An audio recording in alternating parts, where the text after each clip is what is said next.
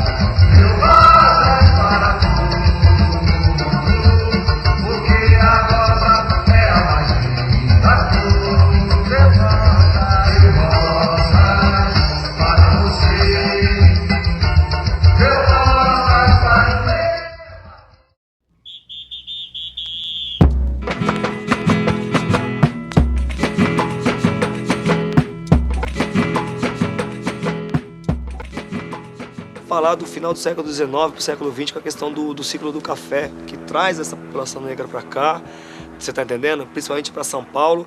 Justamente o pessoal, né, na capital, principalmente os bairros Bexiga, Barra Funda, foram povoados por muita gente, muitos negros, né, vindo dessa região do interior, das fazendas de café, de algodão, essa região aí do Vale do Paraíba, Pirapora, Ribeirão Preto, Piracicaba, né.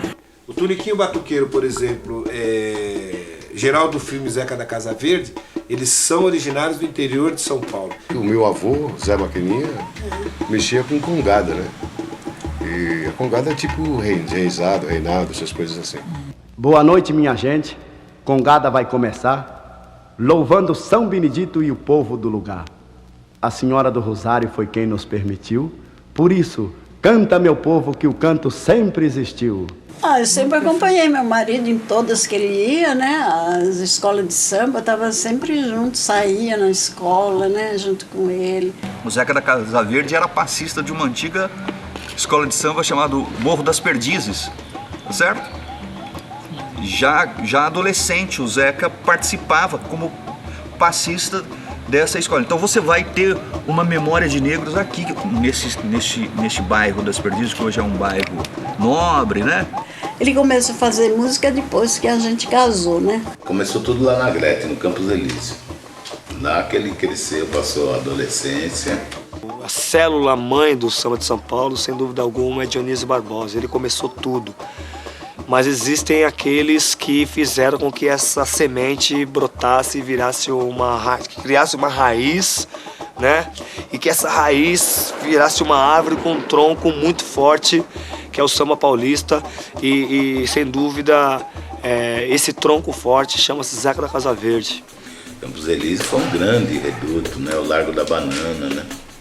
Porque assim, o negro, na verdade a gente foi trocado pelo imigrante, né? E lá eles jogavam tiririca, eles tinham aqueles momentos que não tinha trabalho. Você sabe que é jogo de tiririca? Até eu ainda cheguei a pegar muito, numa certa idade. Até uns cavaletes. Era uma espécie quase um pouco parecida com a capoeira, mas só de pernada, né? Os negros que pulavam mais, que batiam mais, eram as brincadeiras. O que era roda de pernada? Porque o sambista plantava na roda, o outro vinha, dava um rádio de arraio, uma banda, alguma coisa para derrubar o sambista. E o sambista bom era o que ficava em pé. Nega, não beba pinga, você bebe, fica tonta. Saia dessa roda, tiririca, faca de ponta, pois é. Então esse momento da história do samba de São Paulo foi importantíssimo, inclusive para, como eu ouso até dizer, que aquilo foi uma ação afirmativa do samba. É madrugada, vai amanhecer. Que noite encantada que passei, jamais vou esquecer. Que amanheça um dia lindo e o sol brilhando. Não importa que me vejam por aí sorrindo e cantando. É madrugada. O seu Zeca, ele, desde adolescente, ele sempre se destacou. Ele não só cantava, como mais compunha, né? Ele cantava na Rádio América, ele tinha uma dupla que chamava Silva e Souza. No início dos anos 50, o Zeca tem um papel determinante na reconstrução, né, do Camisa. E quando eu conheci ele não falou para mim que ele cantava em rádio, né? Aí a gente ficamos namorando, eu não sabia que ele cantava. E reavivar a memória desses sambistas da Barra Funda, né? Aí quando foi um dia, ele falou, olha, eu vou te falar uma coisa. Eu falei, o que foi? Ele falou assim, olha, eu canto na Rádio América, eu falei, aonde? Ele falou, eu falei assim, mas aqui era pertinho, né? Eu morava na Vieira de Carvalho, com a República. Que tem aí a figura do seu Dionísio Barbosa como uma figura emblemática, né? Mas a Barra Funda é um reduto de sambistas, de negros trabalhadores, né? Deixou a dupla e falou, vamos pôr um trio, aí o trio não deu certo, voltou com a dupla. Eu sei que ele cantou muito por aí, né? Bom, nesse momento, a Barra Funda, até os anos 30, ela é o bairro visto como o bairro Barra Pesada. Eu comecei a gostar de samba mesmo, me aprofundar em samba por causa desse meu tio. Tio Zequinha, que era irmão da minha mãe, pá. E ele era um verdadeiro malandro paulistano mesmo, né? Que época aí? Terno de linho, chapéuzinho aba pequena, aquela pegada. No universo dos sambistas, esta cultura do bem vestir que você encontra em negros de ganhos, escravos de ganho, certo? Tem desdobramentos no universo dos sambistas. Não é à toa que os sambistas vão cultuar sapatos impecavelmente bonitos, vão cultivar trajes impecavelmente bem cortados, né? Cortes muito bem adequados. A indumentária da época era diferente. Os negros que saíam para Pagandaia não podiam sair para Pagandaia de qualquer maneira, não. Tinha que ir para Pagandaia, mas ia alinhado. E com poder de fogo para não ficar pedindo nada para ninguém. Os sambistas de São Paulo vão cultuar um pouco esta cultura do bem vestir. Primeiro para eliminar qualquer imagem de vagabundagem e de preconceito que havia em relação a essa população. Pô, a gente tem que mostrar para a cidade, para os políticos, que o sambista não é marginal, que o sambista é malandro, elegante. Vamos vestidos do pescoço ao pé. Quando pega nessa época de 40, 50, que nós tá falando também, os jovens também. Sim. Terno de linho também era... Claro, né? porque era o chapéu de palha, a camisa listrada, essa égide de dizer que esse jovem é a malandragem. Olha aí a malandragem, né? João do Rio fala muito bem disso, né? E desses corpos, né? Dessas almas das ruas, né? Almas encantadoras das ruas. Quem são essas almas encantadoras das ruas do Rio de Janeiro, se não almas de corpo escuro? Acho que a primeira música que eu gravei do Zeca foi, acho que, 77. Uma música chamada Dia de Procissão. E falando em termos musicais, o Zeca da Casa Verde ele foi conhecido pela questão melódica, né? Ele tinha uma melodia muito diferenciada daquele samba convencional, principalmente em termos de samba enredo. Compositor, né? Ele é compositor. Ele e as letras dele nunca foi tirado uma palavra. Aí é que tá. Então ele sabia colocar as palavras. O Zeca fazia na medida certa, sabe? Tinha começo, meio e fim. Quando ele escrevia uma coisa para você, ali já estava a letra e a melodia. Vamos transformar a avenida no mar imenso de cores e dar um banho de alegria na tristeza para sorrir e brincar na magia das flores. Ele passava o dia inteiro quase na casa da gente. O dia inteiro. E o que era? Samba. Samba, qualquer coisinha. Se pegava uma criança falando qualquer coisa, já fazia um samba. Ele era sensacional, gente. Ele era fora de série. Se ele sentasse na hora de escrever, eu falo pra você, não precisa nem concorrer mais ninguém, que era o dele. Mas não era assim, não. Eu acho o seguinte, que o Zeca, se você jogasse o prego na parede, jogasse o prego pra cima... Faz um samba dali. Esse prego subiu lá, faz um samba desse prego. Ele faz aí, na moral. E no ar. Vamos transformar a avenida no mar imenso de fogo. Cara correto. Você quer o que mais o quê? Você é louco, morreu já era. Não deixou sucessor. A maioria dos compositores preferem fazer samba à noite, né? No silêncio da noite. No caso dele não, que ele ia dormir, acordava já com samba muitas vezes. Isso aí. Então ele dizia que vinha uma inspiração, alguma coisa cantava, falava no ouvido dele e podia ser a hora que for da madrugada, ele tinha que levantar e então, ele dizia... escrever. Era uma coisa, parece que meio espiritual, né? Ele dizia assim, é uma voz que canta no meu ouvido, ele falava, né? Ele falava. Aí eu falava assim, ai, mas é muita coisa você guardar isso na cabeça.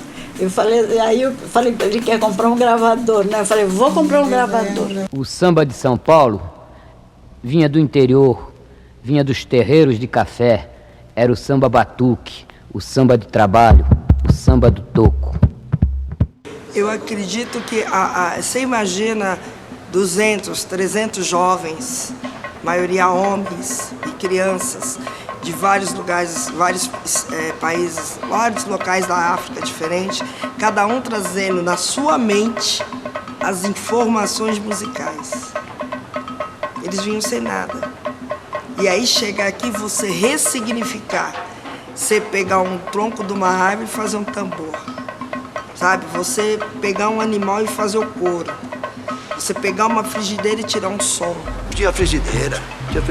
Ó, tanto é que tem um rapaz aí que lá da brasileira, que o apelido dele é Nenê Frigideira. Meu, aquele cara na frigideira, você tá louco. O cara só não sabia fritar. É verdade. Era muito bumbo, caixa de guerra, que é a caixa que a gente tem aí, que poucas escolas hoje, que é aquela caixa maior ali, de esteira, né? É um outro tipo de tambor.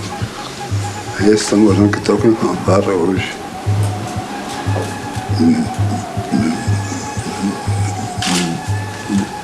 Não tinha esse tirante, não tinha porca e também não tinha tarraxa ainda. Os instrumentos era tudo na taxinha. Porque falava que instrumento de tarraxa na mão de crioula era arma. No enquadrado você pega 4 pedaços de pau, corta em tamanho mais ou menos exato. O tamanho que você quer. Lateral, periferia. Liga um no outro. Encorava e pregava, não tinha nem afinação. Passava o couro na fogueira, esquentava o couro, essa coisa toda. Tamborim era quadrado, batia a taxinha. Tamborinzinho de couro, o 18 tarraxa. Haste de bambu. E conforme o tamanho, a dimensão do bojo, dá um som. Aí existe tamborim quadrado. Porque não podia. Só que na mão de crioula era uma arma. Se colocar a pele na fera, a pele era meio bruta.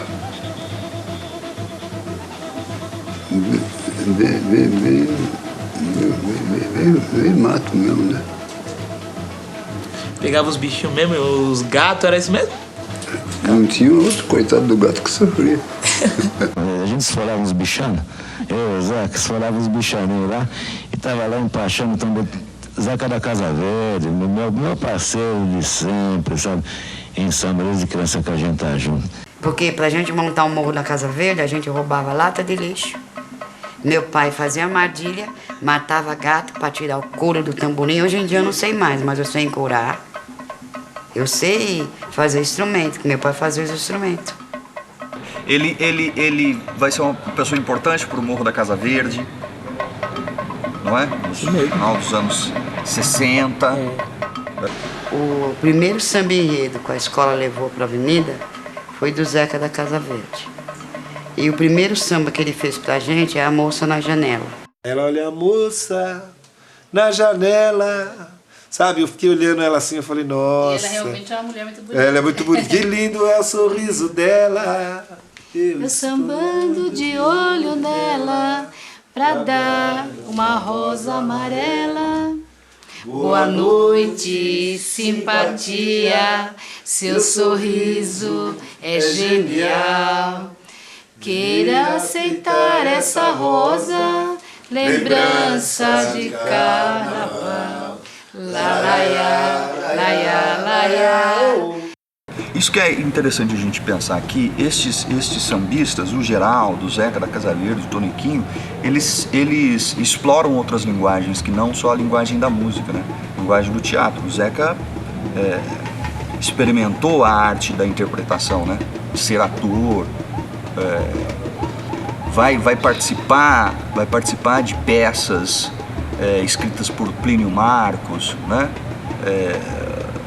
Balbina de Ançã, por exemplo. Né? Quando eu morava aqui na Engenheiro Caetano Alves, eu tinha ele pequeno, ele tinha acho que uns 8, 9 meses, né? Ele escreveu um monte, filme. Ele tinha uns papéis assim, ele ia escrevendo e falava, eu falei, mas que tanto você escreve, Zeca?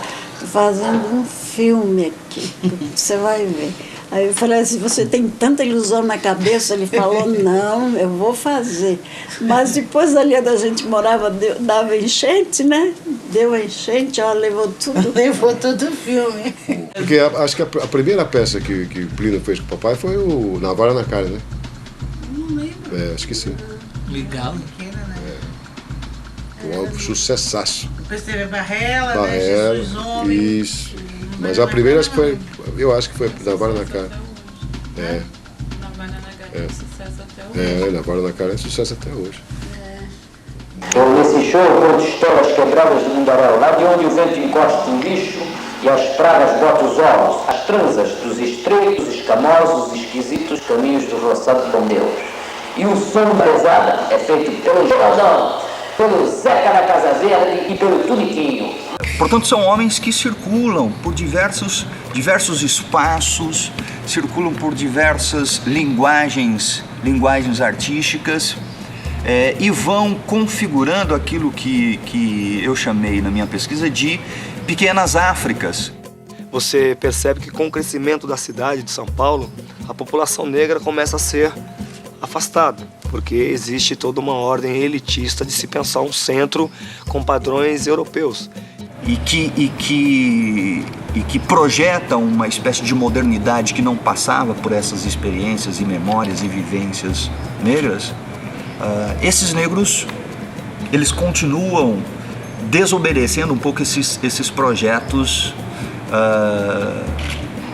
de europeização até aí meados dos anos 20, aos anos 40, e de americanização dos anos 40 para frente. Existimos, estamos aqui e vamos preservar essa cultura. Você tem aí, não apenas na Bahia, com as Mães de Santo, ou no Rio, as Tias do Samba, mas você também vai ter em São Paulo as chamadas Tias do Samba, que foram fundamentais para manter valores. E o pessoal sempre fala, o samba nasceu em Salvador, nasceu no Rio de Janeiro. Não sei aonde ele nasceu, mas ele nasceu. Ou melhor, ele veio silenciado dentro do navio negreiro. E no momento certo ele nasceu. Os processos de urbanização primam por apagar essas memórias, certo? Não é à toa que os sambistas são perseguidos. Não é à toa que são vistos como vagabundos. Não é à toa que as práticas mágico-religiosas são perseguidas. Elas são vigiadas. E São Paulo sempre foi a capital do trabalho. Em 1971, a quadra do Peruche foi metralhada. Então aqui demorou. Aqui São Paulo demorou para as pessoas aceitarem escola de samba. Aqui em São Paulo, você falar que você era sambista, você sair fantasiado no meio da rua, a polícia pegava era couro. Sambista, os caras pegavam sambista na rua, prendiam, só soltava quarta-feira de cinza e ainda tinha que doar sangue. Então não era brincadeira não, o samba em São Paulo resistiu e muito. E aí, depois você vê toda a perseguição, né? 5, 10, 20 jovens juntos, né? Negros, semi-escravos, passam a se considerar um risco, um perigo para a sociedade. E aí, quando você vê esse risco exposto, você tem que controlar. Negro não podia ser fantasiado da rua. Eu falo. Negro não podia ser fantasiado da rua. Negro não podia. Saía com fantasia na rua, série enquadrado. Série enquadrado. Série enquadrado na cara dura, série enquadrado. Série enquadrado. Série enquadrado. Série enquadrado. Mão pra cabeça. O cara fazia você tirar até a fantasia. Você é malandro, você é bandido, você gosta de samba, você é bandido. Tanto que até mais ou menos anos 80, 70, qualquer jovem que tivesse, né, batendo pandeiro, tocando timbre, era perseguido pela polícia. No tempo da ditadura militar, se os jovens estivessem com pandeiro, cavaquinho, surdo, eles eram considerados marginais. A dificuldade das escolas de samba desfilar, eles tinham que ter autorização da polícia, sabe? Então era considerado agrupamentos marginais, né? Aí eu, quando era moleque, lá em Pirituba mesmo, eu assisti muitas vezes a polícia vir e já furando os coros dos batuqueiros. Mas não adiantava nada, na outra semana estava tudo recuperado e acontecia tudo de novo. Né? O Geraldo vai falar de grupos de negros brigões do Itaim, né? Eram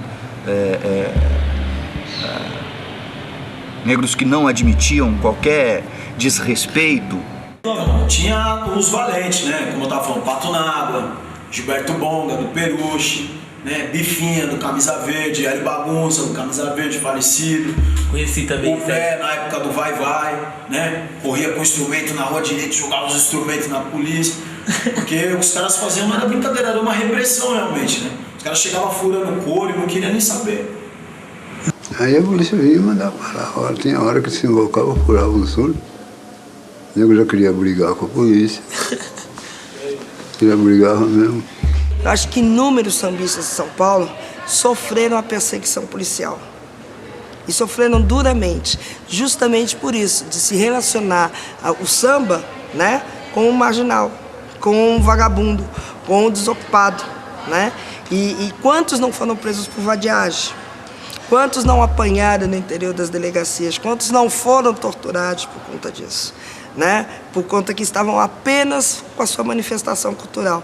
Os caras batiam no pessoal da Força Pública, né? É mesmo? Chamada Força Pública, não aguentava os caras na mão, não.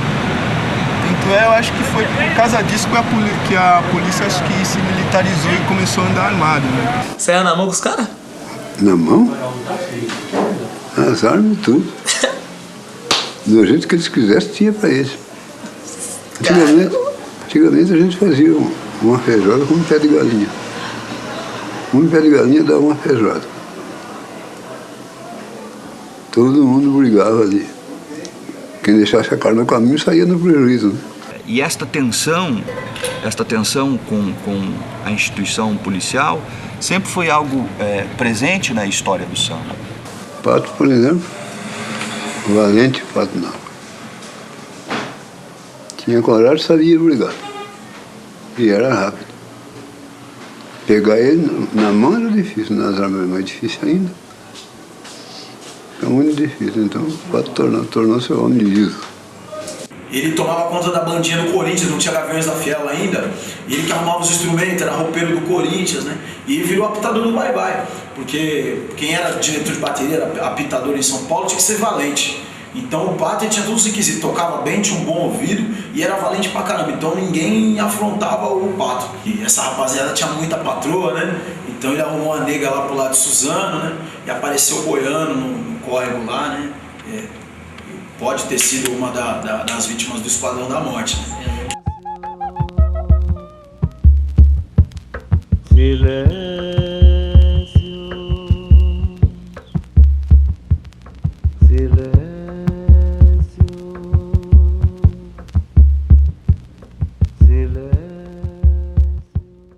Mas o mais importante é que nós estamos vivão também até hoje, compondo, cantando, né? Sim, porque escrevendo. a arte ela não morre.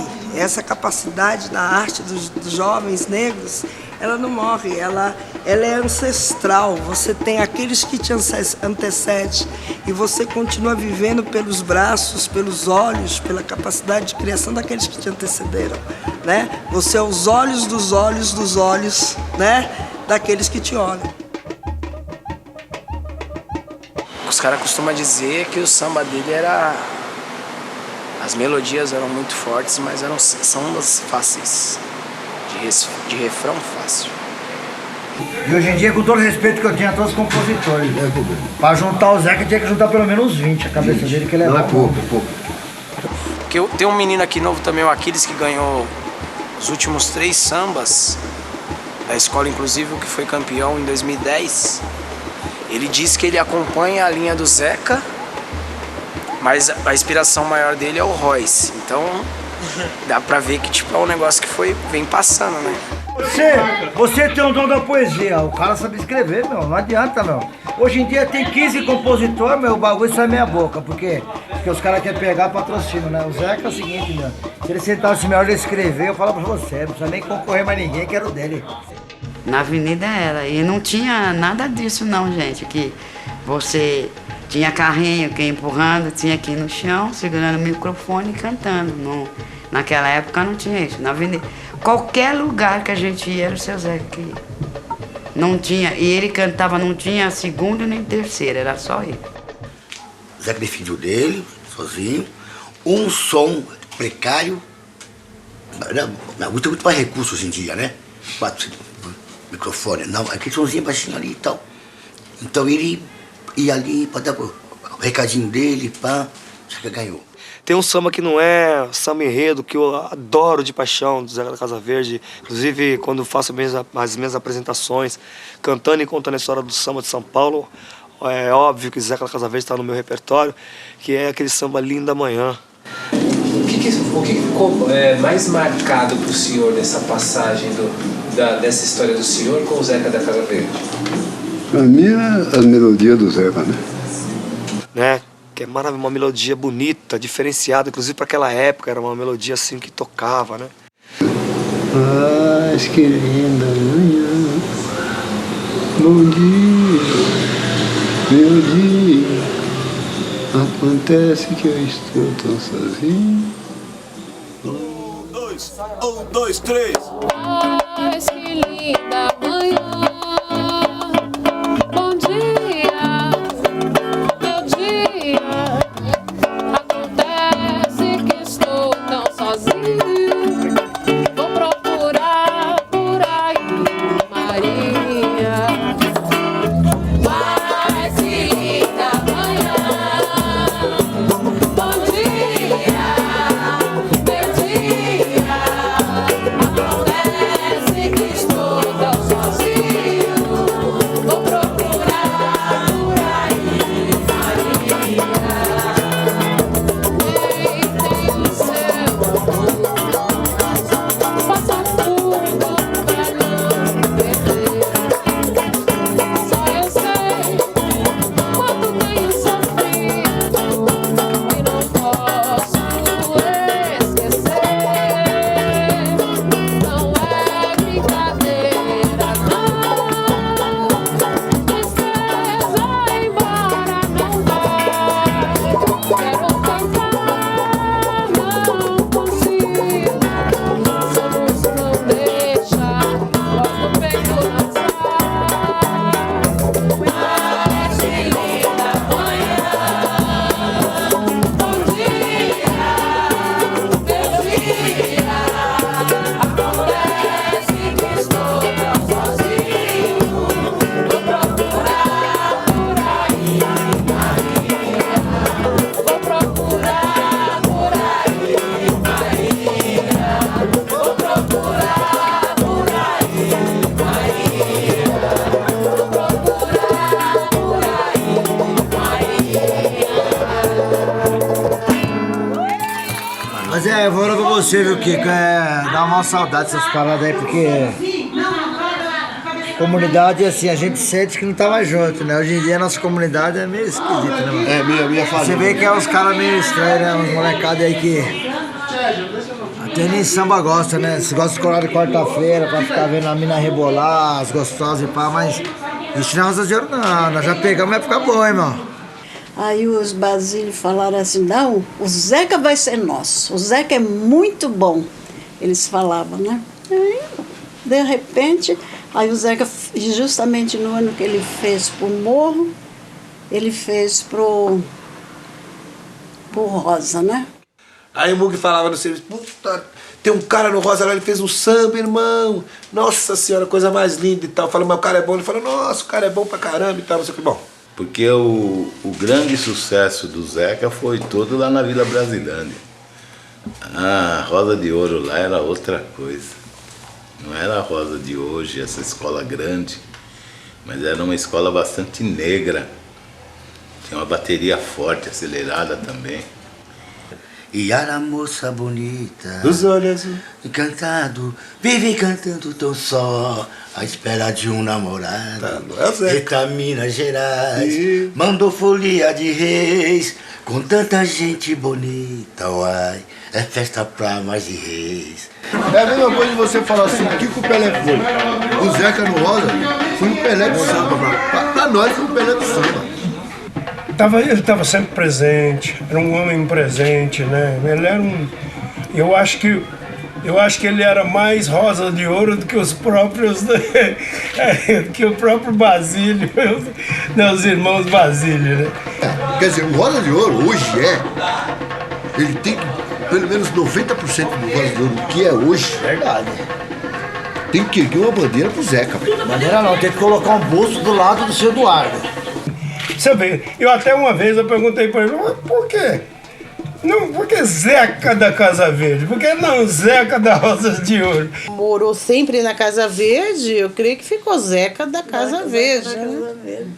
Para não falar o nome todo. É lindo contemplar a natureza. Que beleza é o clarão. Que beleza é o clarão da lua.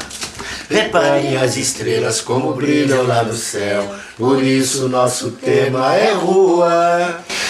Onde eu nunca tinha sido campeão, nós descemos miudinho, né? Encostamos com a batucada. Carro alegórico com movimento e tudo. É verdade, é bom frisar isso, porque os carros alegóricos antigamente eram tudo estáticos, né? Aí o velho Raposão, o Basílio, meteu 3 faces de palhaço rodando na Tiradentes. Aí, a hora que acabou o desfile, já estourou o show, não tinha pra ninguém, né? Foi. Ó, vou falar pra você, o que tava com nós era o Vai Neném, né? Lógico. Mil Grau, né? Os caras já tava... Nós já tava. Então, aí quando nós chegamos, nós chegamos atropelando. Nós chegamos na humildade, sabe? O arroz e feijão, nós fomos campeão. Tava uma briga boa entre Rosas de Ouro e Vai. Aí empatou. No desempate, foi com o samba dele, né? Quando meteu Laia já era, mano. Lembra? Quando ele meteu Laia. Vieira, gira carrossel, no circo tem palhaço. Cidade Tiradentes, antigamente só dava vai, camisa e vai. Aí foi obrigado o Zeca a meter o samba. Nostalgia. Gira carrossel, no circo tem palhaço, faz a gente rir à toa. Quebrou a hegemonia, massa. Pau! De palheta, cravo na lapela. Seresteiro, cadê a serenata? A lua cor de prata, flores pra donzela. Seresteiro, cadê a serenata? E a lua cor de prata, flores pra donzela. O problema dele era o Laiá. O samba dele tinha que ter o Laiá no meio. Se tivesse o Laiá no meio... Coisa do Zeca não terminava sem Laiá.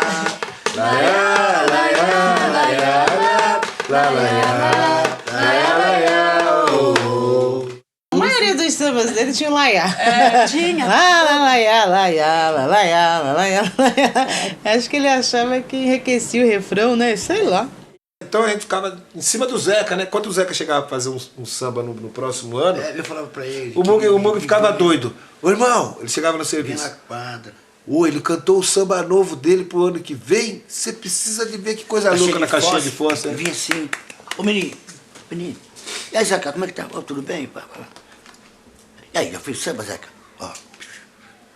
Ele tinha paciência com nós, porque você é outro xingado. Assim de força de fora ali, ó. Assim de fora. Laia. Tudo do Zeca tinha Laia. Grandão.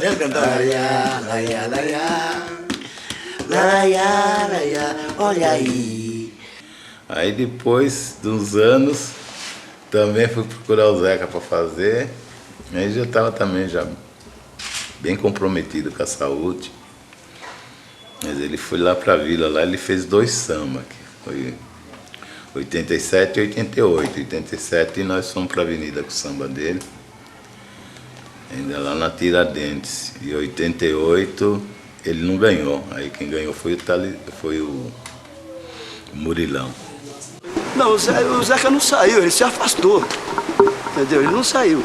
Porque quem falava que o Zeca saía daqui, o senhor Vagino, quando era vivo, mas não deixava o Zeca sair daqui nunca. O Zeca, o ano que ele fez um samba, era uma sátira. Que falava da política, que era o barato é o marido da barata. Mas era um samba que a gente criticava o governo Maluf, Zé Maria Marinho. Era um samba... Foi um tema muito... Uma brincadeira, assim, mas uma brincadeira contra a política que São Paulo vivia na época, né? Da roubalheira, daquela corrupção toda. E seu Zeca se identificou muito com o enredo, aí ele quis fazer o samba, né? Ele estava fazendo uma alegoria com o talismã, né? Que era o Mumu. E aí o Mumu olhou no pé dele, o pé dele não estava bom. E ele falou assim, Zeca, vamos no pronto-socorro. Aí ele falou, não vamos nada, isso não é nada.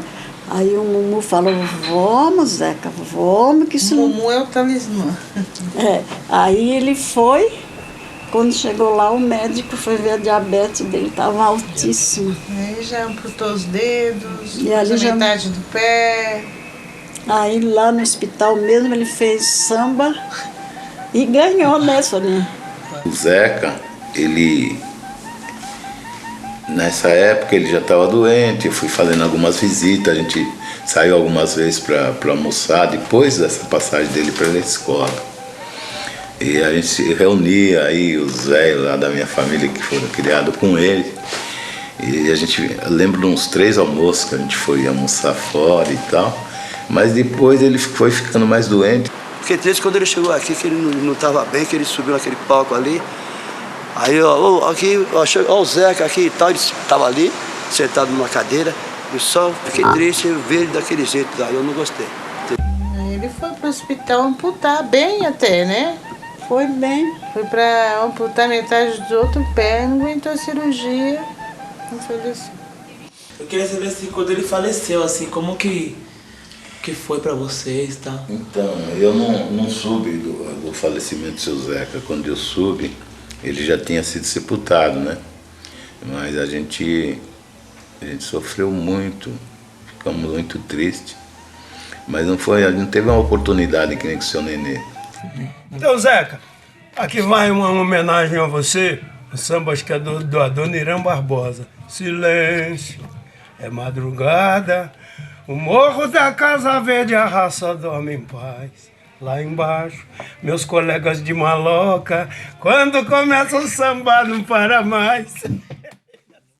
Zeca da Casa Verde, né, foi e pra mim continua sendo muito importante, né, no samba de São Paulo. Continua sendo sempre, pra mim continua sendo sempre o Zeca, né? Então o Zeca é isso, né? O Zeca é o samba de São Paulo. Não tem como você falar sobre o samba paulista e não falar do Zeca da Casa Verde. Não, o Zeca foi um mito que pode ver. Você olhava pra ele, aí você já viu o samba. Oh, nossa, ele só falava só. Inteligência coisa. Oh, não, ele era demais, era fora de série. Que Deus ilumine e guarda ele lá, porque ó, ele fez falta aqui pra nós. Zeca da Casa Verde, mesmo depois de ter falecido, ainda tinham pessoas na escola disputando o samba enredo e disputando com o Zeca da Casa Verde, porque Zeca fez 7 sambas enredo para a escola e tinha compositor que dizia: eu vou passar o Zeca da Casa Verde. Zeca da Casa Verde já tinha morrido, então veja só como ele é forte. Falar de Zeca da Casa Verde é você penetrar num universo de sambistas ainda desimportantes, de sambistas ainda não consolidados na memória da música brasileira, e de sambistas ainda desconhecidos e que foram importantes para o samba de São Paulo. Quem sou eu para... Meu pai foi tudo de bom, meu exemplo, né? Tudo de bom. Educação, ser sujeito homem, entendeu? Tudo isso eu devo a ele, né? Muito legal. É hoje que a gente, no caso, é assim, quando você perde que você dá valor, né? É isso que eu falei. Hoje eu tenho na minha consciência, poxa, meu pai era um poeta. Na época, e você também já falou isso, né? Na época, escuta esse samba, legal, tá.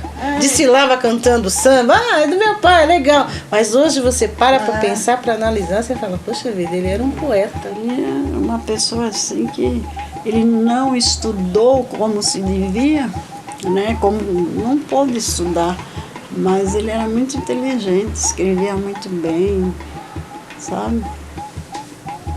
Hoje, assim, o que ele me deixou foi uma lembrança, né? Uma lembrança assim de um grande poeta.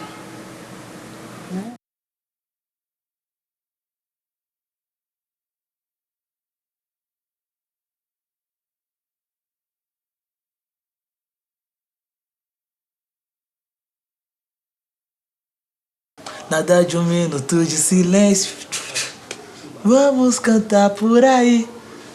Aí que eu aprendi, que eu conheci o Zeca da Casa Verde. Como que ele vai vir? Como que ele vai vir? Como você estava morto já o Adolfo Alves. Olha, ele veio, nada de um minuto de silêncio. O Zeca pensando no quarto lá, junto com nós. Eu, Geraldo, Zeca, Talismã, o Silvio Modesto. Quem mais? Que o Zeca estava meio enroscado, não. Nada de um minuto de silêncio. Vamos cantar por aí. Rosas de ouro com saudade apresenta o poeta. Vira aí. Rosas de ouro com saudade apresenta o poeta. Vira aí. Aí a gente ia ajudando ele na melodia.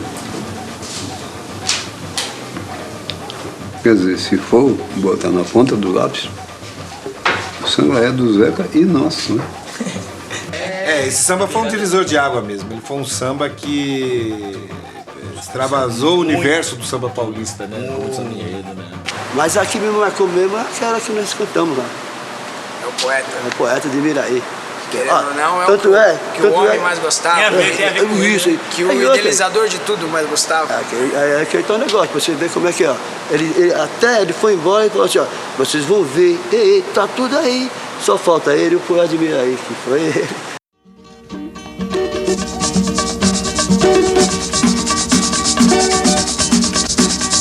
Nada de um minuto de silêncio. Vamos cantar por aí.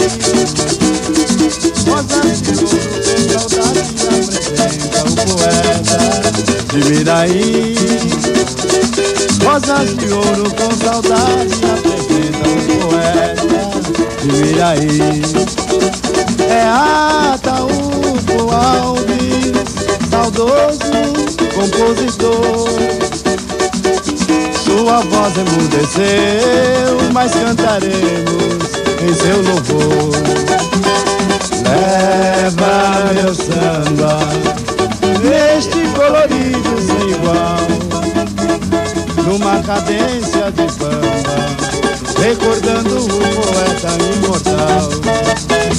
O compositor apaixonado falou do seu tempo de criança, contou pra gente com saudade o que trazia na lembrança.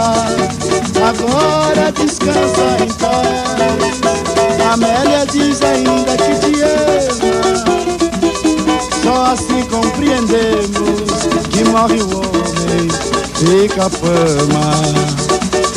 Que sensação maravilhosa, que linda recordação. É uma singela homenagem carinhosa, é nossa gratidão. Você vai ver, tá tudo aí, só falta ele, o poeta de Miraí. Você vai ver, tá tudo aí, só falta ele, o poeta de Miraí. E nada de um minuto de silêncio. Vamos cantar por aí. Rosas de ouro com saudade apresenta o poeta de Miraí. Rosas de ouro com saudade apresenta o poeta de Miraí. É Ataúfo Alves, saudoso compositor.